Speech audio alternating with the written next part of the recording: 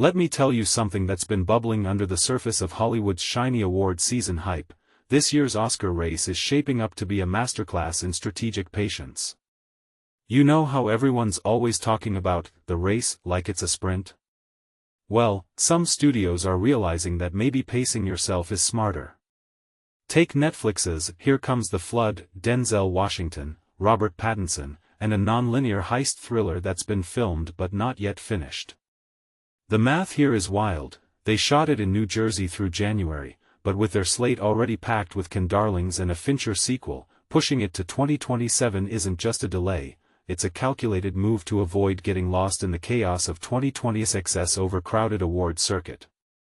What makes this really interesting is how it reflects a broader trend where studios are prioritizing quality over quantity, even if it means missing out on the buzz of the current season.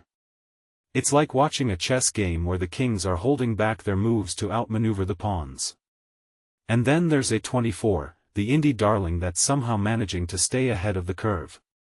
Their upcoming slate includes a Keanu Reeves satire about a broken airplane entertainment system, which sounds like a recipe for existential dread on a 14-hour flight. But here's the kicker: Ruben Östlund, the Palme d'Or king, pulled it from Cannes 2026 lineup and is now eyeing 2027. Why? Because even the most acclaimed directors need time to refine their work, and in an era where every film feels like it's competing for the same Oscar slot, waiting might be the only way to stand out.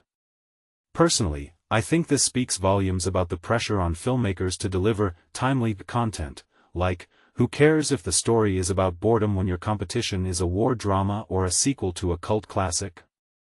The irony is, the more we chase awards, the more we risk losing the artistry that makes these films worth watching in the first place.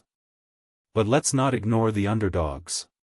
Tom Ford's Cry to Heaven is still without a distributor, and Joel Coen's Jack of Spades is circling the drain of studio negotiations. These projects aren't just sitting on the sidelines, they're fighting for relevance in a system that rewards predictability. What many people don't realize is how much of this delay is about logistics. Editing a film takes time, especially when you're dealing with nonlinear narratives or sprawling casts. Take The Riders with Brad Pitt. Shooting in Europe in early 2026 means wrapping up by December is a stretch.